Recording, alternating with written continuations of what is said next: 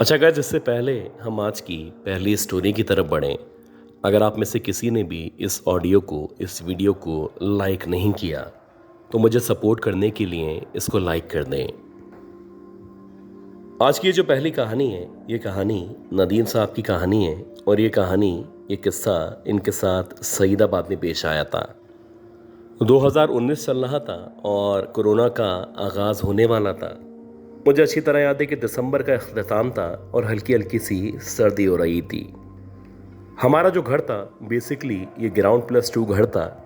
एक बहुत ही पुराना सा कदीम सा घर था, जो कि आप कह सकते हैं कि पूरे मोहल्ले में शायद सबसे कदीम घर हमारा ही घर था। मुझे अच्छी तरह याद है कि मैं 12 साढ़े 12 बजे जब सोने के लिए लेटा, तो लाख कोशिश के बावजूद, करवटें बदलने के बावजूद मुझे नींद नहीं आ रही थी। एक अजीब सी बेचैनी थी जो मुझ पे तारी थी। ऐसा लग रहा था जैसे कुछ अजीब सा, कुछ गलत होने वाला है। ऐसा पहली बार नहीं था, इससे पहले भी मेरे साथ इस तरह के वाक़यात हो चुके थे। जब भी कुछ गलत होने वाला होता था तो मुझे एक अजीब सी घबराहट शुरू हो जाती थी।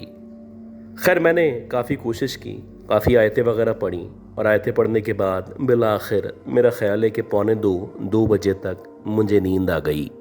मुझे अच्छी तरह याद है कि मैं नींद के अंदर था या गहरी नींद में था। मुझे नींद के अंदर ही ऐसा एहसास हुआ कि जहाँ पे, यानी सेकंड फ्लोर पे मैं सो रहा हूँ, मेरे कमरे के बाहर की तरफ से मुझे पायल या घुंघरूओं की आवाज़ आना शुरू हुई है। ऐसा लग रहा था जैसे कोई बाहर की तरफ मौजूद है, और जो भी कमरे के बाहर मौजूद है, मुसलसल ये जो भी छोटी सी गैलरी है, जिसे आप सहन कह सकते हैं, यहाँ पे वॉक कर रहा है।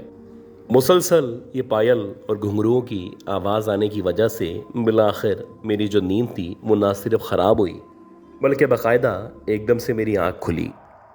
अब जैसे ही मेरी आँख खुली तो मुझे ऐसा लगा कि मेरे कमरे में कुछ अजीब सी, हल्की हल्की सी, धीमी धीमी सी खुशबू है, जिसका मुझे एहसास हो रहा है।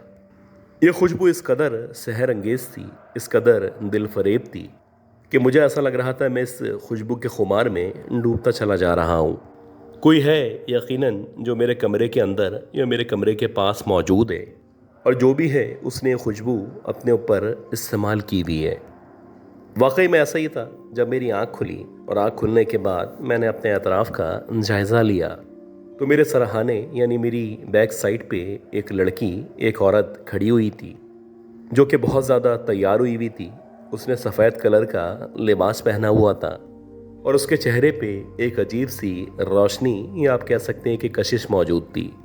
हालांकि मेरे कमरे में इतनी ज़्यादा रोशनी नहीं थी, एक ज़ीरो का बल्ब था जो जल रहा था, लेकिन उसके बावजूद इस औरत का जो चेहरा था मुझे कतई मुकम्मल तौर पे दिखाई दे रहा था। अजीब बात ये थी, ये जो भी औरत थी, जो भी लड़की थी, जिसको मैं हरगिज़ नहीं जानता था, उसकी आंखें इस अंधेरे में न सिर्फ स्पार्क कर रही थी, बल्कि एक अजीब सी रोशनी थी जो मुसलसल उसकी आंखों से निकलती चली जा रही थी। कुछ देर तक जब मेरे दिमाग ने काम करना शुरू किया और मैंने इस औरत को जानने पहचानने की कोशिश की, तो अगला सवाल जो मेरे दिमाग में मौजूद था वो ये था कि ये आखिर यहाँ पे कैसे आई है, और ये जो भी खूबसूरत सी लड़की या औरत है, ये मेरे कमरे में क्या कर रही है। मैं तो उसको कतई नहीं जाना करता। खैर, अभी जबकि मैं इन ख्यालात में या इन सवालात में मुकम्मल तौर पे डूब चुका था, इसी दौरानी में उस लड़की ने एक पतली सी आवाज़ में, आप कह सकते हैं कि नाक में से आवाज़ निकाल के मेरा नाम लेके मुझे मुखातिब किया। उसने ना सिर्फ मुझे मुखातिब किया, बल्कि उसने मेरा वो नाम लिया जो कि बचपन में मेरे दादा, मेरे दादी मेरा नाम लेके मुझे पुकारा करते थे। अजीब बात ये थी कि मेरे इस नाम को मेरे दादा दादी या मेरे घर वालों के अलावा किसी और को मालूम होना ये बड़ा अजीब लग रहा था। खैर, इसी दौरानिए में मैं जल्दी से उठा, और उठने के बाद जब मैंने उस औरत पे मुकम्मल तौर पे ऊपर से नीचे की तरफ गौर किया, तो मुझे ऐसा लगा जैसे उसका जो जिस्म है, उसका जो चेहरा है, वो बहुत ही खूबसूरत है, लेकिन उसके जो हाथ थे या उसके हाथों पे जो उंगलियां मौजूद थीं, वो पुरस्रार तौर पे लंबी लंबी, पतली पतली सी उंगलियां थीं, और उन उंगलियों पे बेतहाशा शार्प नाखून मौजूद थे। कुछ अजीब तरीके से उसकी उंगलियों से खून टपक रहा था, जैसे कि वो खून पीने के बाद या खून का इस्तेमाल करने के बाद यहाँ पे आके खड़ी हो चुकी हो। अब जब मैंने उसकी उंगलियों से खून को नीचे गिरते हुए देखा तो बिला आखिर अल्टीमेटली मेरी नज़र उस औरत के पाँव की तरफ पड़ी। और जब मेरी नज़र उस औरत के पाँव की तरफ पड़ी तो मैंने देखा कि उस औरत के जो पैर थे वो ना सिर्फ उल्टे थे, बल्कि मुझे अंदाज़ा हो चुका था कि इस वक्त मेरे कमरे में जो मखलूक मौजूद है इसको ज़बान ज़द आम चुड़ैल कहा जाता है। आप यकीन करें कि मैं अगले ही लम्हे ना सिर्फ खड़ा हुआ बल्कि खड़े होने के बाद मैं एकदम से भागा और भागते भागते मैंने जो हमारे कमरे में बटन्स मौजूद थे ये सारे के सारे बटन्स ऑन कर दिए। अब जैसे ही मैंने ये सारे के सारे बटन्स ऑन किए और ऑन करने के बाद जैसे ही इस कमरे के अंदर रोशनी हुई तो जब मैंने पलट के दोबारा से अपने बेड की तरफ या अपने सरहाने की तरफ देखना शुरू किया तो अब वहाँ पे कोई भी मौजूद नहीं था। हालांकि मैंने अपनी आंखों से होशो हवास में उस औरत को ना सिर्फ देखा था बल्कि काफ़ी देर तक मेरे उसके पास होने का या उसके मेरे पास होने का मुझे बाकायदा एहसास हो रहा था। और एक अजीब सी खुशबू थी जो मुसलसल मुझे उसके मेरे पास होने का यकीन दिला रही थी। आप यकीन करें कि अगले ही लम्हे मैंने अपने कमरे का दरवाज़ा खोला और दरवाज़ा खोलने के बाद मैं सीधा नीचे आ गया। और जब मैं नीचे आया तो इत्तेफाक से मेरे फादर जाग रहे थे। मैंने उनको बताया कि ऐसे ऐसे मैंने अभी कुछ देर पहले अपने कमरे में एक चुड़ैल को या फिर एक औरत को देखा है। खैर वो मेरे साथ ऊपर आए। जब वो ऊपर आए तो जाहिर सी बात है वो वहाँ पे मौजूद नहीं थी, लेकिन अजीब बात ये थी कि उसकी उंगलियों से जो खून टपक रहा था जिसको मैंने अपनी आंखों से टपकते हुए देखा था उस खून के कतरे इस जगह यानी इस फर्श के ऊपर जगह जगह मौजूद थे, जो इस बात की यकीन दहानी था कि वाकई में अब से कुछ देर पहले कोई इस तरह की औरत यहाँ पे मौजूद रही होगी।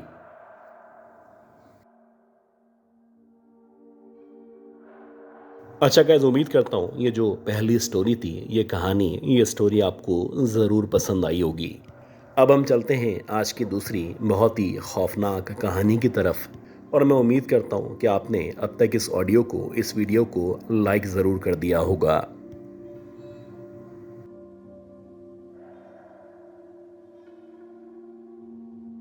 अच्छा गाइस, ये जो स्टोरी है ये स्टोरी बेसिकली हमदान साहब की स्टोरी है और ये स्टोरी उन्होंने हमें ऑस्ट्रेलिया पर्थ से शेयर की है। ये बताते हैं बेसिकली ये जो कहानी थी, ये जो किस्सा था, ये इनके आबा व अजदाद के साथ या इनके घर वालों के साथ अब से तकरीबन 40 साल पहले पेश आया था। ये उस दौर की बात है जिस दौर में इनके घर वाले गुलबहार कराची के अंदर रहा करते थे और उस वक्त इनके दादा मुकम्मल तौर पे हयात थे। ये बताते हैं कि दिसंबर या जनवरी का महीना चल रहा था और शदीद सर्दी हो रही थी। आम तौर पे अगर आप 40 साल पुरानी बात करें तो कराची के जो लोग हैं वो रात को 10-11 बजे तक अपने अपने घरों में चले जाया करते थे। ऐसा नहीं था कि लोग जल्दी सो जाते थे, लेकिन ख़ास तौर पे सर्दियों में क्योंकि सर्दी बहुत ज़्यादा महसूस होती थी तो लोग अपने घरों में रहने को तरजीह दिया करते थे। तो वैसे ही इनके दादा बताते हैं कि मैं जब अपने घर आया, घर आने के बाद मैं अपने कमरे में सोने की तैयारी कर रहा था तो मुसलसल मुझे ऐसा महसूस हो रहा था कि जो हमारा घर है इसकी बैक साइड पे यानी जहाँ पे एक छोटी सी पतली सी गंदी गली मौजूद है वहाँ पे कुछ अजीब अजीब सी आवाज़ें आ रही हैं। कभी ऐसा लगता जैसे वहाँ पे कोई बिल्ली मौजूद है, कभी ऐसा महसूस होता जैसे कोई औरत वहाँ पे बैठी हुई मुसलसल रोती चली जा रही है और कभी कभी बाकायदा किसी औरत के चीखने की, चिल्लाने की आवाज़ें सुनाई देती। अब क्योंकि ये एक मोहल्ला था तो दादा अपने आप को कन्विंस कर रहे थे कि शायद ये जो भी आवाज़ें हैं बराबर वाले घर से या फिर उसके बराबर वाले घर से आ रही हैं, लिहाजा इनके मामलात में किसी भी किस्म की दखल अंदाजी करना या उनके मामलात में किसी भी तरह शामिल होना बेहतर नहीं है। इसी तरह तकरीबन आधे घंटे तक दादा को मुख्तलिफ आवाज़ें आती चली गईं। दादा बताते हैं कि आधे घंटे के बाद ये जो भी आवाज़ें थीं ये मुकम्मल तौर पे ऐसा लग रहा था न सिर्फ बंद हो चुकी हैं बल्कि जो भी औरत रो रही थी या लड़ रही थी, ये जो भी घर में मसला चल रहा था, शायद वो मुकम्मल तौर पे सॉल्व हो चुका है। दादा बताते हैं कि जब ये आवाज़ें आना ख़त्म हुई बिलाखिर मुझे नींद आ गई। मेरा ख्याल है कि मेरी आंख लगे हुए आधा या पौन घंटा गुजरा होगा, मुझे दोबारा से किसी औरत के चीख चीख के रोने की आवाज़ें आना शुरू हुई जाहिर सी बात है, रात के इस पहर में, जबकि 3 साढ़े 3 बजे का टाइम था, किसी औरत का इस तरह से रोना, यकीनन आपके दिल में बहुत सारे ख्यालात आते हैं और आप सोचते हैं कि अब बाहर जाना चाहिए। अगर वाकई में बराबर वाले घर में कोई लड़ाई हो रही है तो उनको जाके समझाना चाहिए। अब दादा बताते हैं कि ये सोचने के बाद मैं अपने बिस्तर से या अपने पलंग से खड़ा हुआ और मैंने सोचा कि मैं ज़रा बाहर निकलता हूँ और जाके पूछता हूँ कि आखिर किस घर के अंदर ये लड़ाई हो रही है।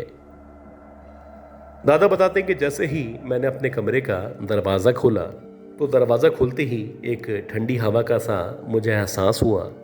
हालांकि ऐसा नहीं था कि सर्दी नहीं हो रही थी, लेकिन ऐसा लगा एकदम से जैसे मरी में या इस तरह के एरियाज़ में जो ठंडी ठंडी हवाएं बर्फ़बारी के बाद चला करती हैं, कुछ उस तरह की हवा महसूस हो रही थी, जैसे कि एकदम से कराची की सर्दी में इजाफा हो चुका हो। खैर, दादा ने जब दरवाज़ा खोला और दरवाज़ा खोलने के बाद इनकी नज़र सामने जहाँ पे दीवार मौजूद थी उस दीवार के ऊपर पड़ी, तो इनका ख्याल था कि इस दीवार से पहले कोशिश करता हूँ, सुनता हूँ, देखता हूँ कि ये आवाज़ें कहाँ से आ रही हैं, और जब मुझे यकीन हो जाएगा कि एग्जैक्टली ये इस घर से आवाज़ें आ रही हैं तो मैं सीधा उस घर के अंदर जाऊंगा, नॉक करूंगा और उनको समझाने की कोशिश करूंगा। दादा बताते हैं कि जैसे ही मैं उस दीवार के पास आया तो दीवार के पास पहुंचने पे मुझे ऐसा एहसास हुआ कि ये जो भी आवाज़ है ये घर से नहीं आ रही। ये जो नीचे गंदी गली मौजूद है, जिसे पतली गली भी कहा जाता है, ये आवाज़ बेसिकली वहाँ से आ रही है।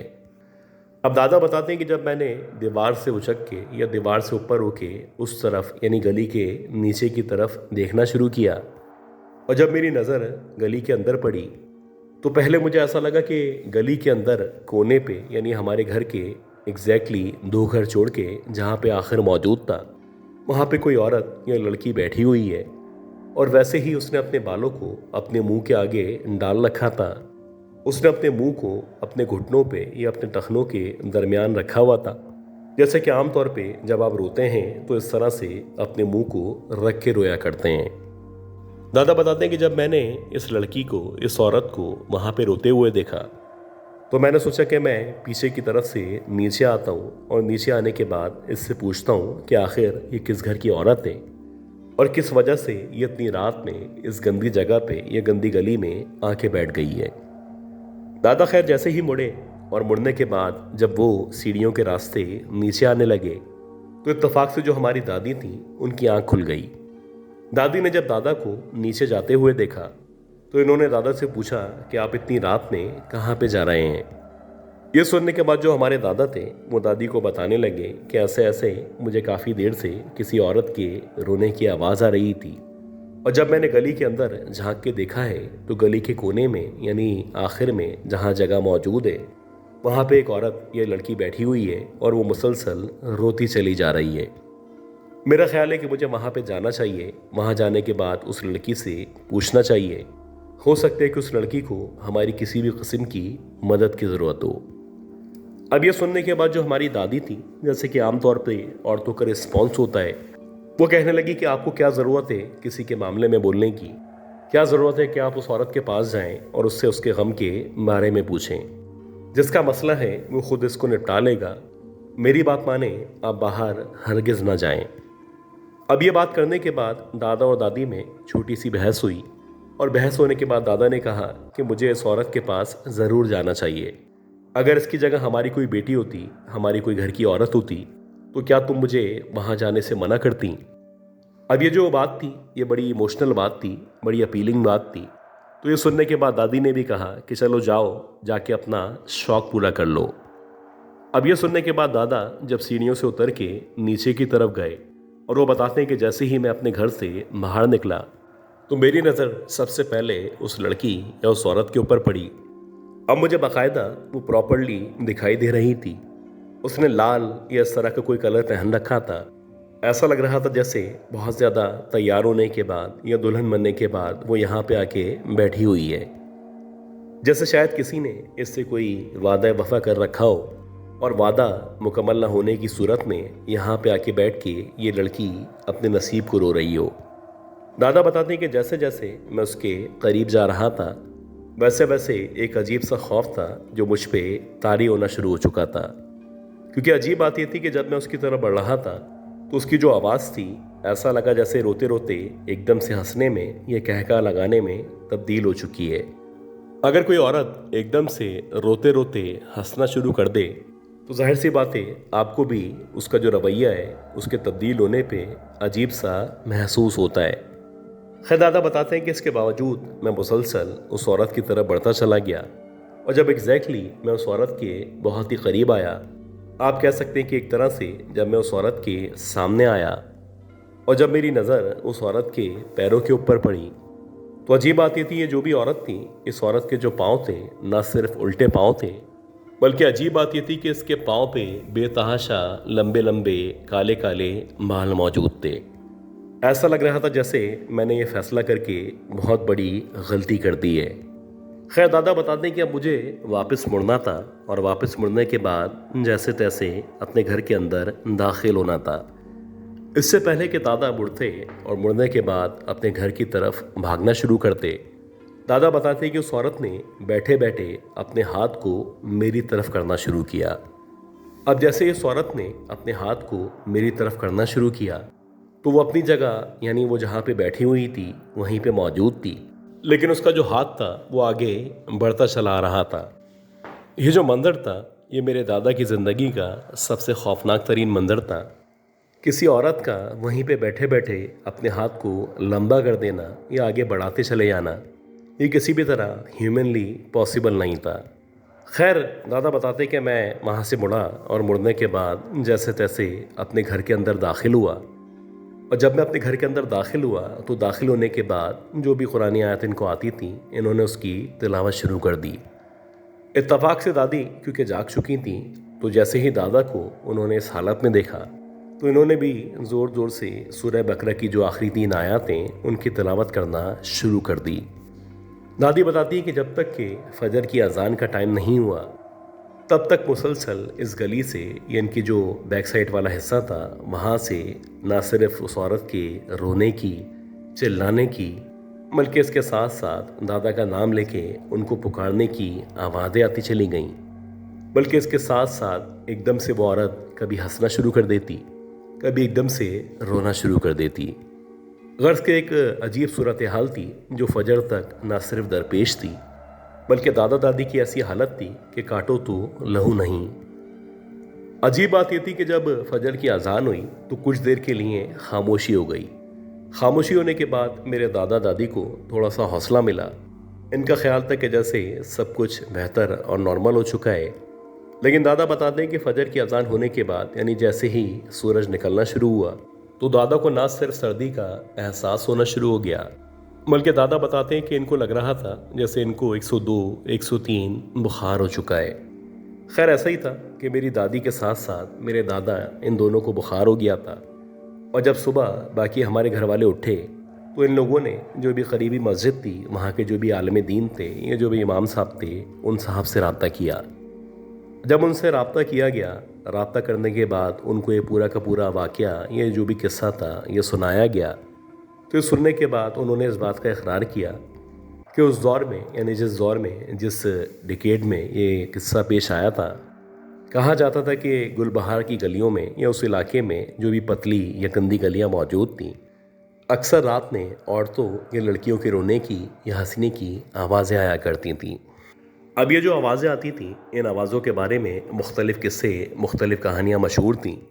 कुछ लोगों का कहना था कि कुछ लोग शरारत करते हैं और लोगों को डराने की कोशिश किया करते हैं, लेकिन जिन लोगों के साथ वाकई में ये वाक़यात पेश आए थे, जैसे कि मेरे दादा के साथ, क्योंकि ये वाक़या खुद ही पेश आया था, तो उनका ये मानना था कि वाकई में अक्सर रात के औकात में इन गलियों में चुड़ैल या पिछल पैरी आके बैठ जाया करती हैं। मुख्तलिफ़ हीलों से, मुख्तलिफ़ बहानों से वो लोगों को अपनी तरफ मुतवज्जा करती हैं और जब जो उनकी बातों में आ जाता है या उनके शिकंजे में फंस जाता है तो कहा जाता है कि काफ़ी अरसे तक वो ना सिर्फ बीमार रहता है, बल्कि कभी कभी तो इस तरह की बातें भी सुनने में आती थीं कि एक शख्स का जहनी तवाज़ुन ख़राब हो चुका है। जब उसके बारे में इन्वेस्टिगेशन की जाती थी तो पता चलता था कि उसने रात में इन गंदी गलियों में उस चुड़ैल को या उन चुड़ैलों को अपनी आंखों से देखा था। आपका मुझे नहीं पता कि वहाँ पे इस तरह के किस्से, कहानियाँ मौजूद हैं या नहीं मौजूद हैं, लेकिन जिस दौर में, जिस सन में ये किस्सा पेश आया था, उसके तकरीबन 2-3 सालों तक ये जो बातें थीं ये ज़बान ज़द आम थीं।